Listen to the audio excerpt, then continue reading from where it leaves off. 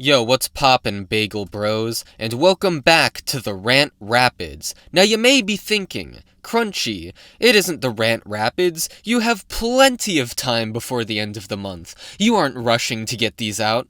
Au contraire. You see, my priorities are all sorts of mixed up. And so I'm actually overdue on one rant from last month that I'm putting off because I have to watch a movie, and I just can't get myself to watch the movie just yet, even though I should just sit down and do it already, because come on, I'm supposed to have these out, 4 days ago, but whatever.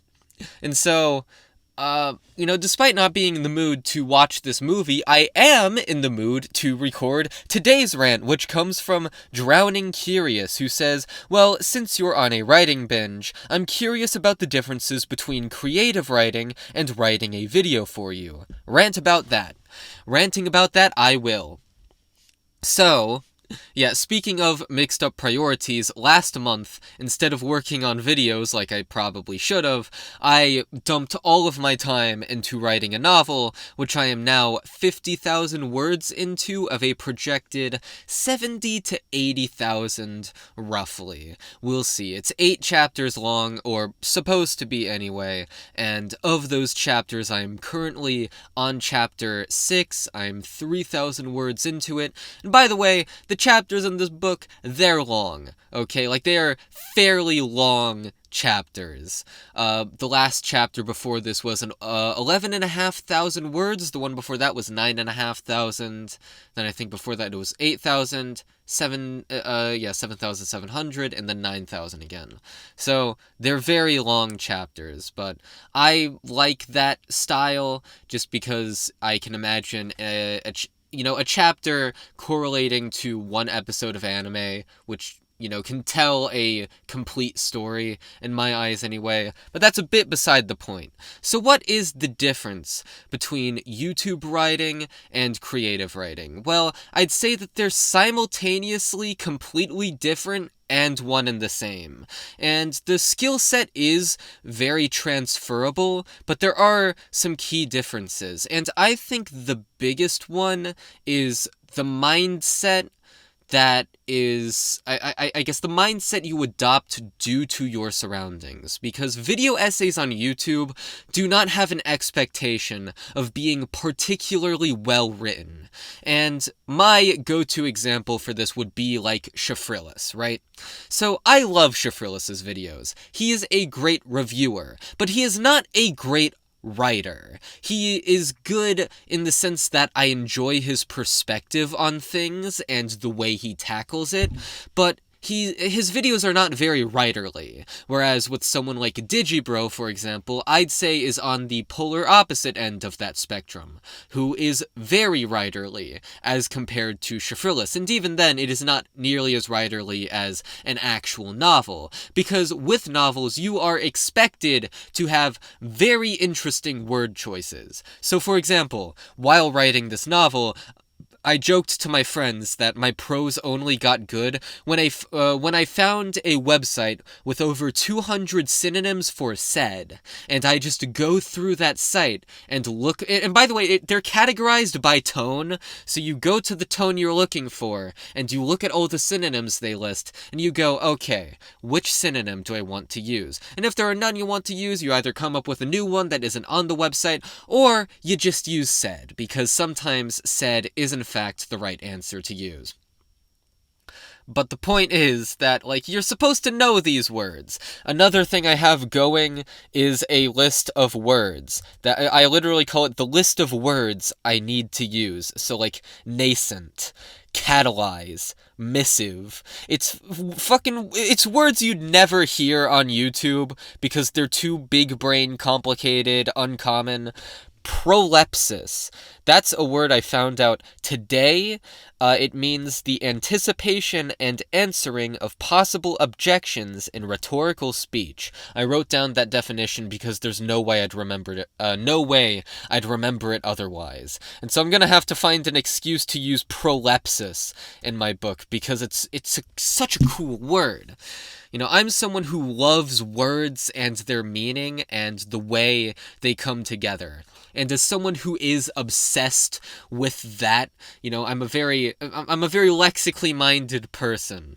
And so I just love words. Words themselves are fascinating to me. I like learning about uncommon or new words or putting them together in interesting ways. And that's the fun of prose, right? You get to use weird words or common words in weird ways or, insane, unhinged metaphors, all sorts of stuff like that.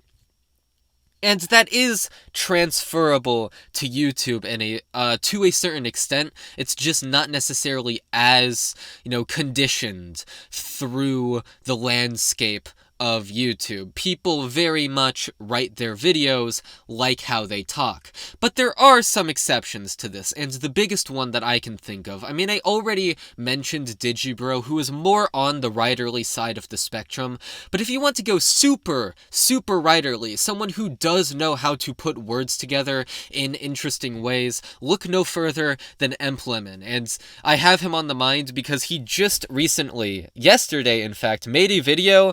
Oh god, what was it called?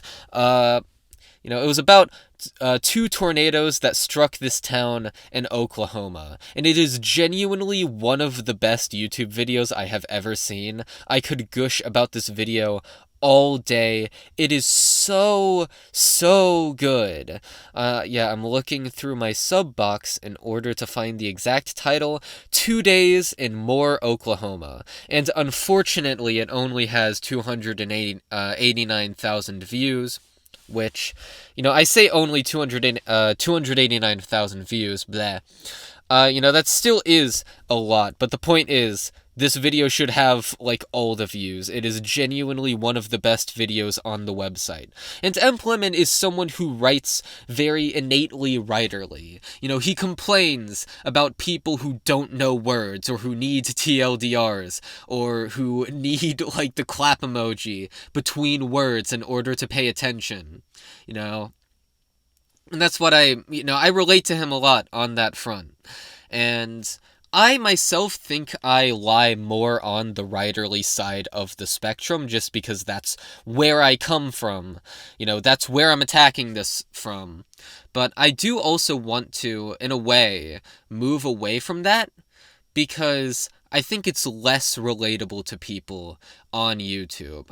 But at the same time, in honing my writing skills through novel writing, perhaps I can find a way to blend the two, the conversational tone as well as the more prose-like tone that I think I often have in my videos, and make something that sounds human and charming, but in a way that does use these complicated big words that are cool sounding.